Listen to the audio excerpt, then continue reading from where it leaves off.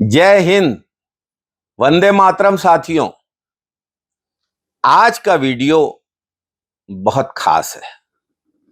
ये वीडियो उन लोगों को जरूर देखना चाहिए जो पूछते हैं कि कांग्रेस ने 70 साल में किया क्या है। आज एक ऐतिहासिक निर्णय के 54 वर्ष पूरे हो रहे हैं।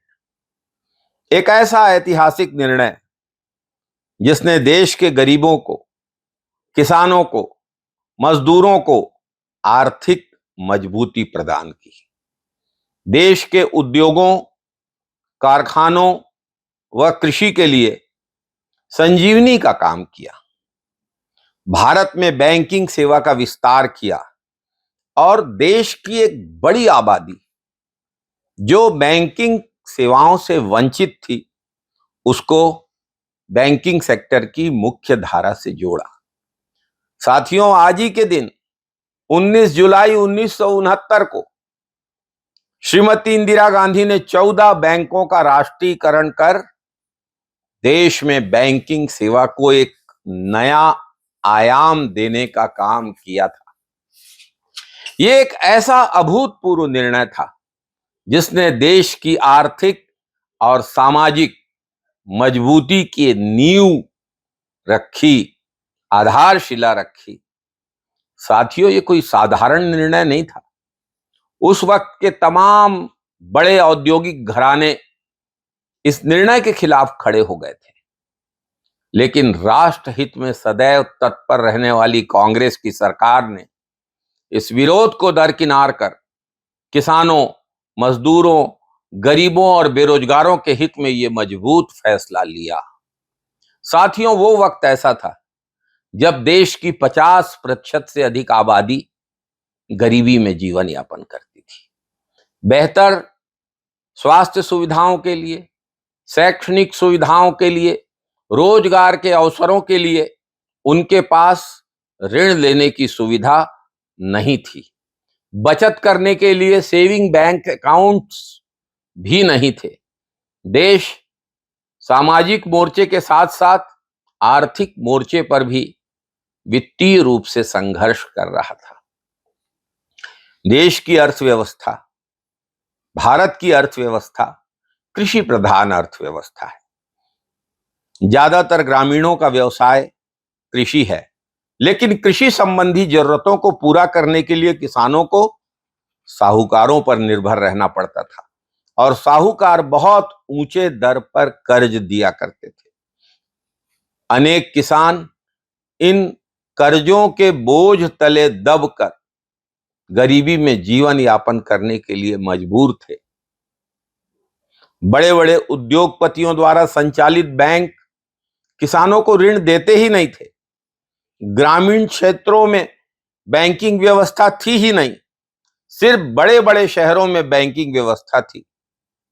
छोटे छोटे उद्योगों के, छोटे छोटे धंधों की स्थापना के लिए बैंक कर्ज देने में आनाकानी करते थे। बैंकिंग सेवाओं पर कुछ औद्योगिक घरानों का एकाधिकार था। बैंकों की स्थिति भी बहुत खराब थी। लगातार बैंक असफल हो रहे थे, एक के बाद एक बैंक बंद हो रहे थे। बैंकों की विश्वसनीयता खतरे में थी। 1951 में देश में 400 बैंक थे, वहीं 1955 तक 360 बैंक डूब गए थे। लोगों की गाढ़ी मेहनत की कमाई इन बैंकों में डूब रही थी। इन सभी समस्याओं से जूझ रहे देश को एक बड़े सुधार की जरूरत थी और 19 जुलाई 1969 को इंदिरा गांधी जी ने बैंकों के राष्ट्रीयकरण का निर्णय लिया।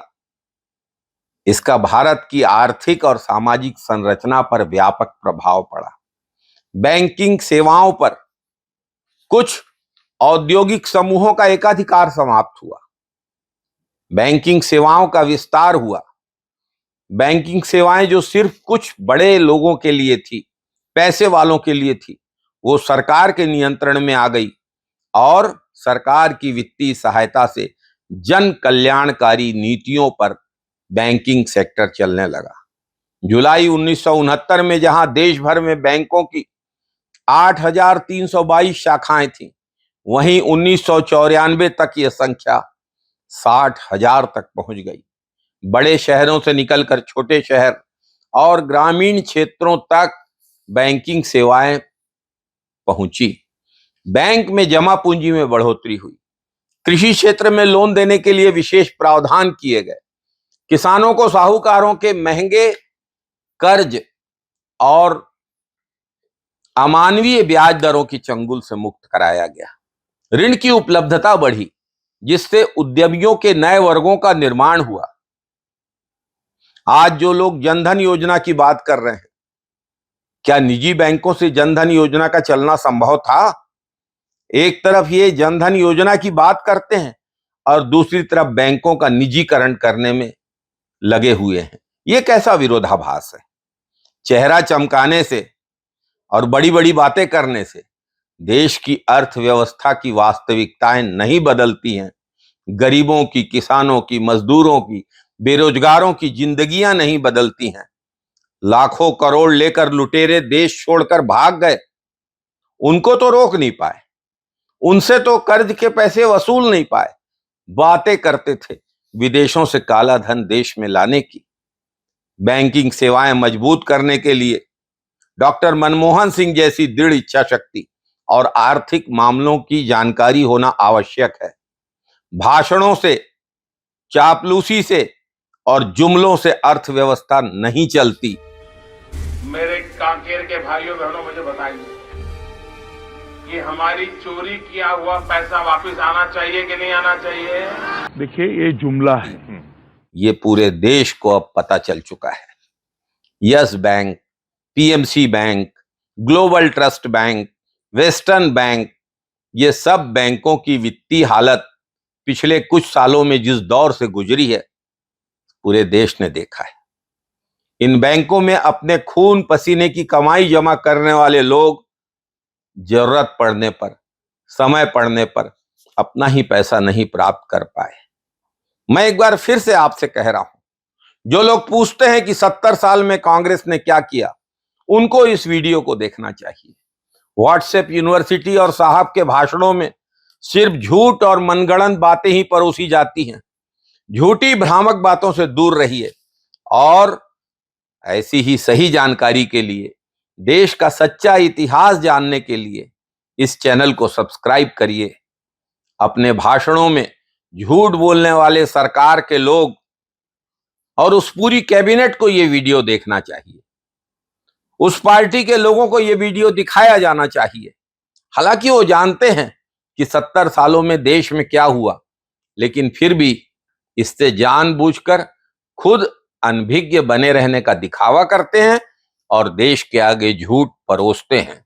कांग्रेस ने 70 साल में इस देश को त्याग, तपस्या और बलिदान से संवारा है। एक ही वीडियो में सारी बातें नहीं हो सकती।